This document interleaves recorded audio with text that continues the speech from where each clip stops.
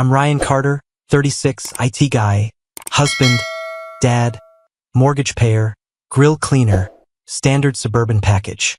That night, I was supposed to be the proud husband. Julia's promotion to senior administrative coordinator at Collins Logistics had turned our small dining room into a stage. Her mom, Linda, kept saying, "This is just the beginning," like Julia had been drafted into the NBA. My mom, Karen, watched her the way you watch a dog that's already bitten once. Maddie sat next to me, legs swinging, face covered in apple pie crumbs. She tugged my sleeve every few minutes just to show me how many bites she'd taken. That's the kind of thing I'm good at. Checking wobbly bike wheels, fixing Wi-Fi, kissing scraped knees. It used to be enough. Julia held court at the head of the table.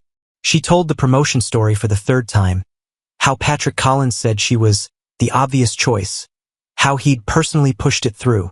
Every time she said his name, Janet, her coworker and built-in hype woman, smiled like there was an inside joke I wasn't in on. Her phone started buzzing under the table. Once, twice, 3 times. She tried to ignore it at first, then slid her hand under her napkin like she was adjusting her dress. I watched her face change, softening in a way I hadn't seen in a long time. Not the polite wife smile. Something warmer, private.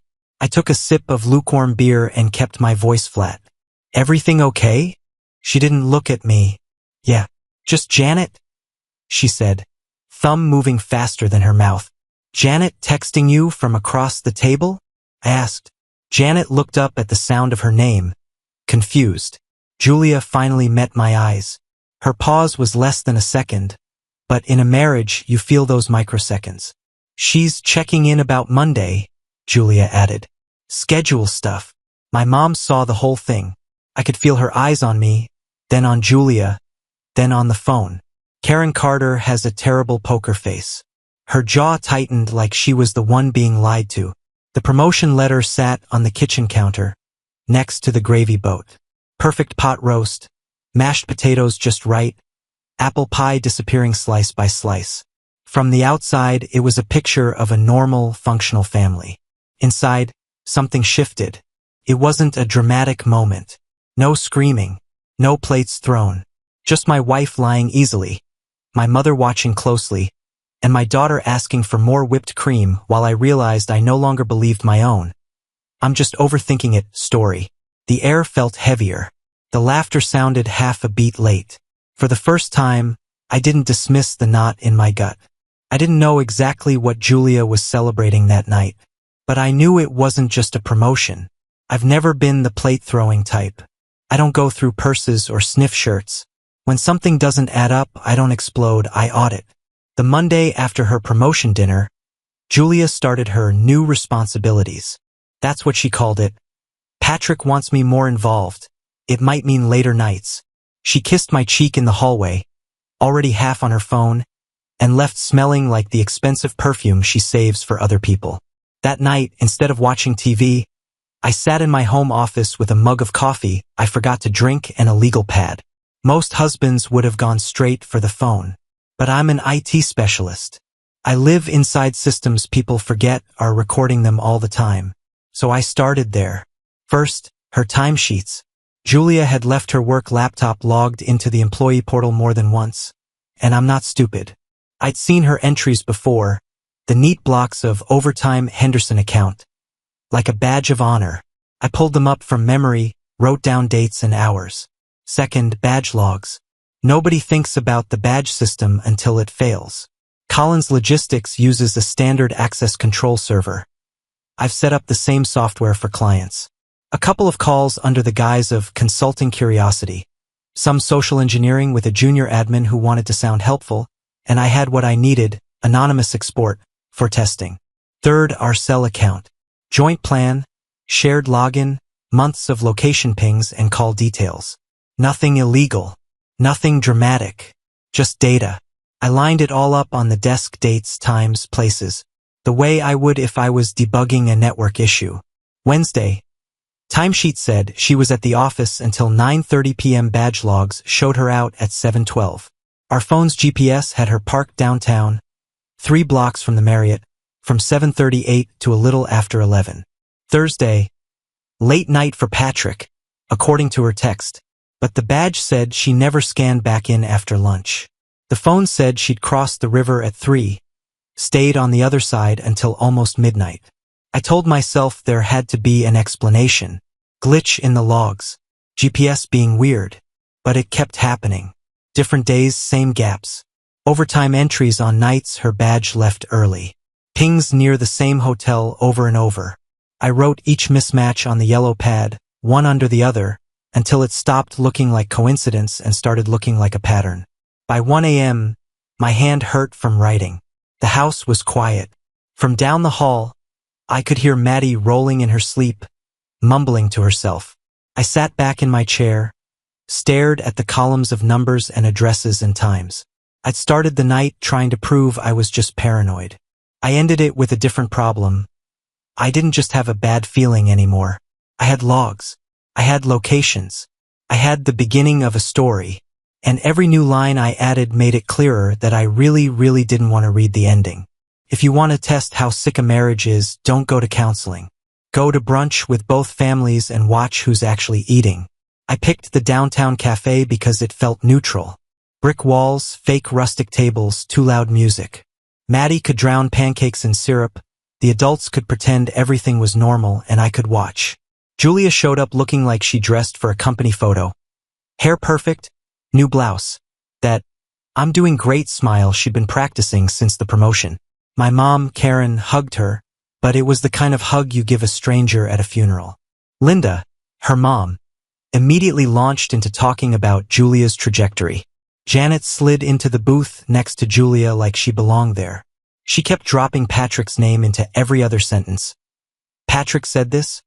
Patrick thinks that. Like he was some invisible brunch guest. I watched Julia every time his name landed. Her eyes lit up the way they used to when I talked about a promotion or a new project. Only now, she barely asked about my work at all. The waitress took our order, pancakes for Maddie, omelet for me, avocado toast for Julia because Patrick's crowd probably eats that, and for a few minutes it was all clinking silverware and small talk. Then my mom started in. So, she said, too casually, this promotion. How long have you been working so closely with Patrick? Julia didn't look up from her mimosa. A while. It just developed. How many late nights did it take? My mom asked. The tone changed. Linda stiffened. Janet glanced at Julia like, you good? Julia laughed too high, too quick. You know how it is. Big accounts. Henderson's a mess. Patrick's very hands-on. Hands-on, my mom repeated. Right? I felt the pressure building behind my ribs. Instead of jumping in, I stood up. Gonna get some air, I said. You guys want coffee refills? Nobody answered. Outside, I leaned against the brick wall and pulled out my phone. My hands weren't shaking, but something in me had stopped pretending. First call, Collins Logistics HR. I kept it vague. Questions about promotion procedures, documentation, reporting lines. I took mental notes on every hesitated answer. Second call, the family lawyer a coworker had used in a custody case. I left a message that wasn't hypothetical this time. Name situation. I think I need to understand my options. When I looked back through the glass, my mom's mouth was moving and everyone's faces were locked on her. Then I saw it, that one word, clear even without sound. Fair. Julia went white. Janet stared at the table. Linda's hand flew to her chest like in some bad TV drama. I watched my wife's lips form the start of a denial, then something weaker. My mom didn't flinch. She just kept talking, calm and relentless, like someone who's decided lying time is over. By the time I walked back in, the table wasn't just about brunch anymore. The air had shifted. No one met my eyes. We weren't talking about stress or a rough patch now. The word was out. And once that word's sitting between you and your wife, you don't ever fully put it away again. That weekend, our house split in two. In Maddie's room, the world was crayons, cartoon theme songs, and a stuffed rabbit missing one eye. In my office, it was printer paper, browser tabs, and a man trying to take his heart out of the equation long enough to do what needed to be done. Saturday morning, I poured cereal, packed Maddie's overnight bag, and drove her to my sister's for a fun weekend. I kissed her forehead, told her I'd see her Sunday. She asked if Mommy was coming. I told her Mommy had a lot of work. That part, at least, was always true. When I got back home, Julia was in the shower, music on, door locked. I walked straight past our bedroom into my office and shut that door. 2. First move, phone records. Our carrier's portal laid it all out, dates, times, numbers. I exported 6 months' worth. Patrick's line showed up first as a work contact, then more and more as late-night calls to her cell. 10 minutes, 20, 42. Always after Maddie's bedtime. Always overtime nights. Second move, backups. The shared laptop in the living room had been set to back up both our phones monthly. Most people forget that setting after the first week. I hadn't. Julia thought deleting a thread on her phone killed it. She wasn't thinking about the snapshots sitting quietly on an external drive in a desk drawer. I restored one backup from 3 months ago and started digging.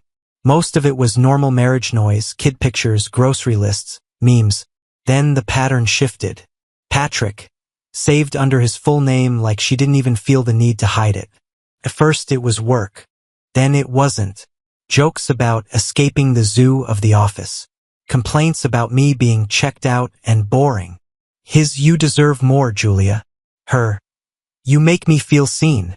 I scrolled until I hit the ones that made something in my chest go tight. References to the hotel, to last time, to next time. Nothing explicit. It didn't need to be. I screenshotted everything, printed what mattered. Timestamps, names, context. Around noon, I drove to the downtown Marriott to ask about a potential conference. I ended up having a friendly chat with a security supervisor about an incident a few weeks back involving a loud couple on the 10th floor. One of them a local company owner he recognized from LinkedIn. The other a woman who matched Julia's description a little too well. He didn't give me anything official. He didn't have to. It was enough to know someone there remembered them. Back at home, Julia moved through the house like it was any other weekend. Laundry humming, TV on low, her in leggings and a sweatshirt, hair up. She asked what I was working on. Documentation, I said. It wasn't a lie. That night, I set my phone on the dresser angled at her side of the bed, screen black, camera rolling. Not because I wanted proof of anything physical, I already had what I needed, but because I'd learned something about myself in the last week. If she tried to twist this, tried to say I'd been the unstable one, I wanted every detail on my side. Sunday, I spread everything out on the office floor.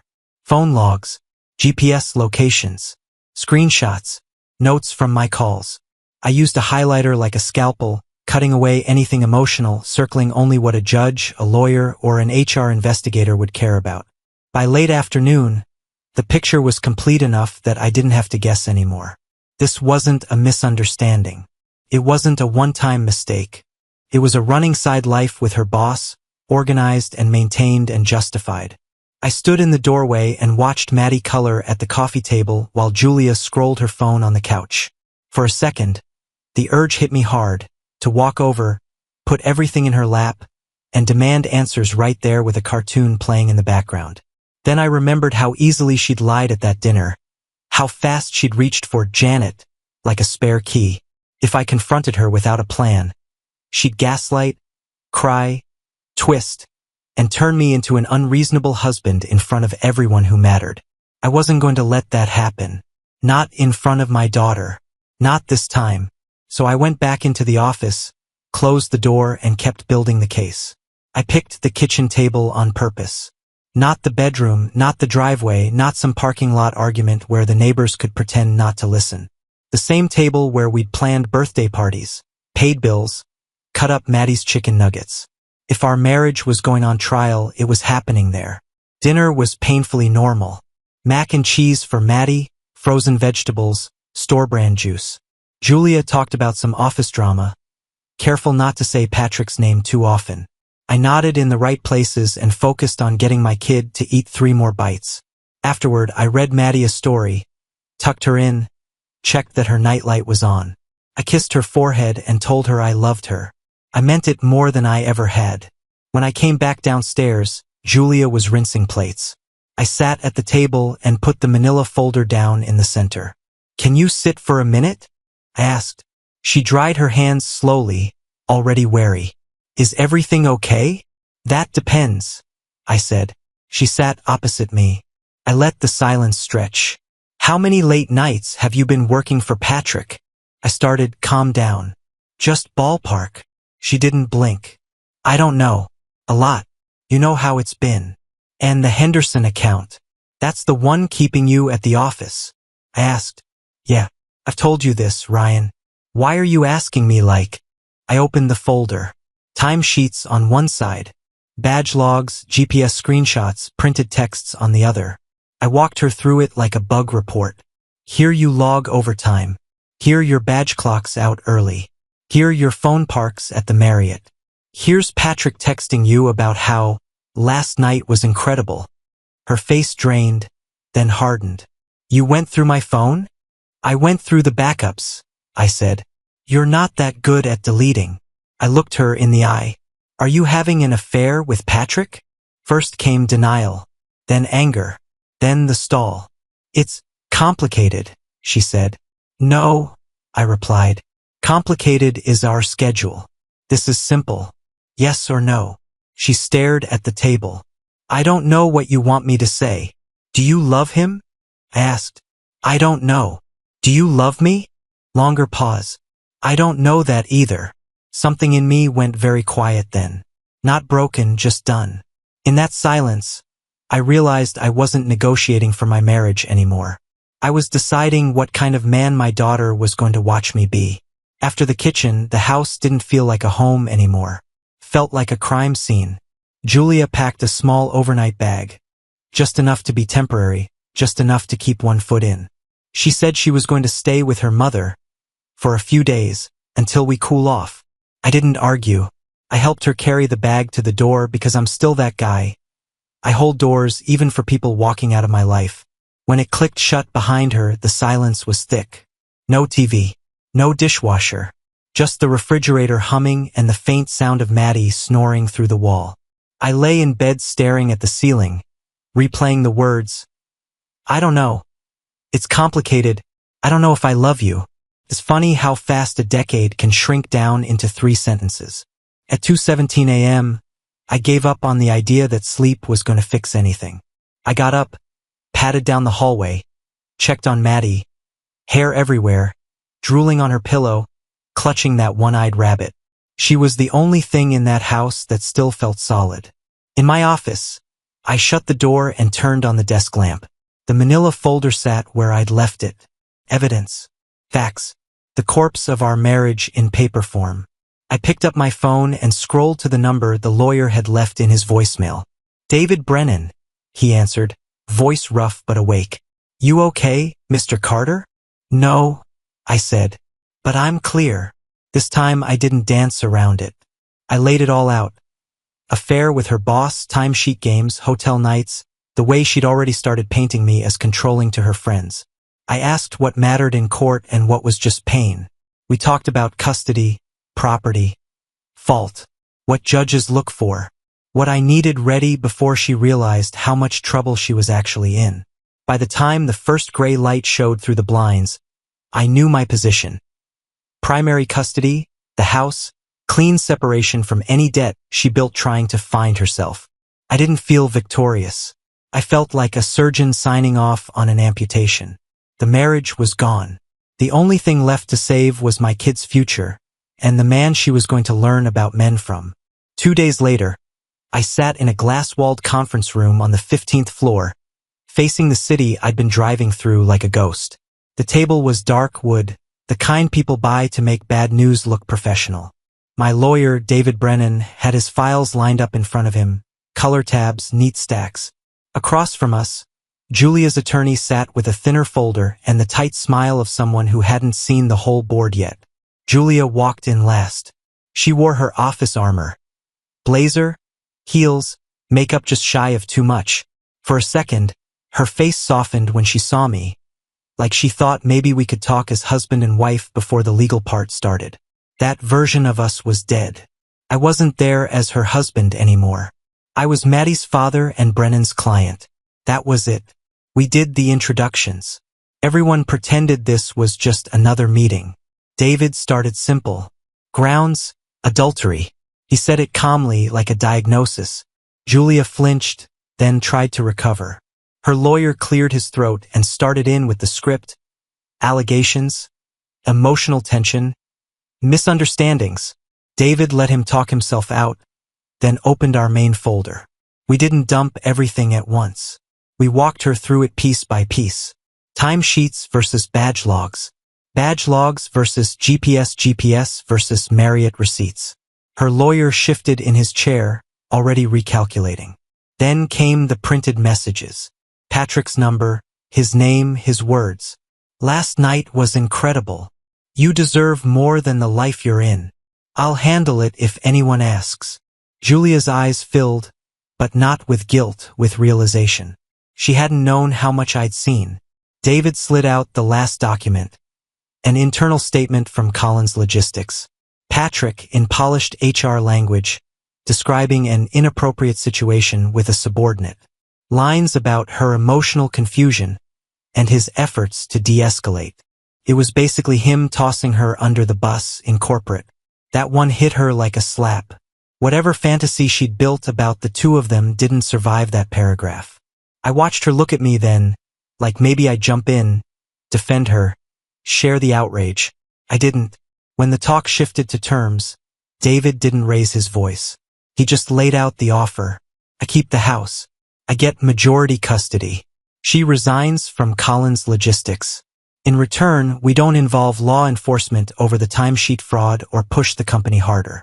Her lawyer went pale at the word fraud. Julia looked between us, between the life she'd blown up and the one she might still salvage a piece of. For the first time since this started, I felt not power exactly, just clarity. I wasn't begging her to stay. I wasn't asking her to choose me. I was stating what it would cost to walk away from the fire she'd set without letting it burn my daughter down with us. A few days after the conference room, our driveway looked like a budget moving commercial. No smiling couple, no fresh start, just cardboard, tension, and a pickup that had seen too many winters. By then, the logistics were already done. Joint accounts closed. My paycheck rerouted. Every password I could legally change was changed. I'd moved our important documents into a fireproof box in my office and left her copies in a plain envelope on the counter. Julia pulled up with her brother, Eric. He avoided eye contact like there was a bet on it. She walked in like a guest, hesitant, looking around as if someone had moved the walls. Her stuff went into boxes faster than I expected. Clothes, shoes, some books she'd always meant to read. Picture frames she didn't want to leave, even if the smiles in them meant something different now. Maddie wrapped herself around my leg as we watched from the doorway. She knew something was wrong. Kids always do. Is Mommy leaving forever? She asked, voice small. I knelt so we were eye level. No, I said. Mommy's going to have her own place now. You'll see her on weekends and some days during the week. None of this is your fault. And I'm not going anywhere. This is still your home. She nodded, but she wasn't understanding. It was trust. That was heavier than any box. Inside, the promotion letter that had started all this sat on the counter like a joke. Next to it, an envelope from Collins Logistics HR confirming her voluntary resignation. Clean corporate font. No mention of hotel rooms or deleted texts. Julia hovered near it, fingers brushing the edges without picking it up. Guess that's that, she murmured. Yeah, I said. It is. When most of the boxes were loaded, she asked Eric for a minute and walked back in alone, stopping in the kitchen. Ryan, is there really no way back from this? She asked. No makeup now. Just tired eyes and a voice that sounded suddenly small. There's no way back to the version of me who didn't know, I said. And he's the one you were married to. The guy who'd swallow this to keep the peace.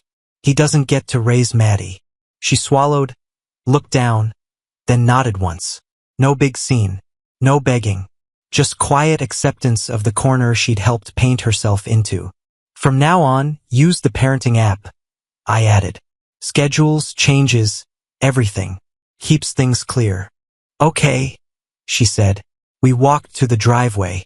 Eric shut the tailgate. Maddie clung tighter as Julia hugged her, promising calls and visits and all the usual lines people say when they're leaving but still want to feel like parents. I didn't interfere. I just watched, memorizing the moment for what it was. Not a tragedy, not a victory. Just the end of something broken. When the truck finally pulled away, the house felt bigger and emptier at the same time. The silence rolled in thick, then thinned out. I stood in the doorway for a long minute, listening to nothing. Then I shut the door, locked it, and for the first time in a long time, it felt like my house again. Not perfect, not happy, but honest. By the time I'm telling you this, the sharp edges are mostly sanded down. The divorce is in a file cabinet. The custody schedule lives in an app. I can say my ex-wife without feeling like I'm talking about somebody who died. I'm still Ryan Carter. IT guy. Dad. The guy fixing a loose cabinet door on a Tuesday night after Maddie's asleep, wondering if he remembered to switch the laundry. On paper, not much has changed. But I'm not the man who sat at that promotion dinner explaining away the knot in his gut as stress and being a good sport. I'm telling you this because there's a line nobody warns men about. The one between trusting your wife and pretending not to see what's in front of you. I lived on the wrong side of it for too long. Here's what I learned the hard way. If something feels off, you don't need to scream. You don't need to punch walls. You need information. Feelings are for your pillow. Evidence is for court, for HR, for the day she decides to rewrite history and cast you as the villain. Gathering that evidence didn't make me bitter. It made me prepared in a system that doesn't care about your heartbreak, just your documentation. I'm not going to stand here and say I was perfect. I checked out sometimes. I buried myself in code when I should have been talking. I assumed she knew. I appreciated her and skipped saying it out loud. But her affair wasn't my bug to fix. It was a choice. Repeated, deliberate choices. The difference now is simple. I have boundaries. Hard ones. You cheat, you lie, you make me the backup plan. I don't negotiate my self-respect to keep the picture on the wall. There's no new woman in this story. No grand romantic comeback. Just a quiet house. A sleeping 7-year-old down the hall. My laptop closed for once. And me sitting in my own living room knowing one thing for sure. I didn't let someone else write the ending of my life while I was too scared to pick up the pen. Subscribe and stay one step ahead of cheaters. And trust me, the next story makes this one look like a fairy tale.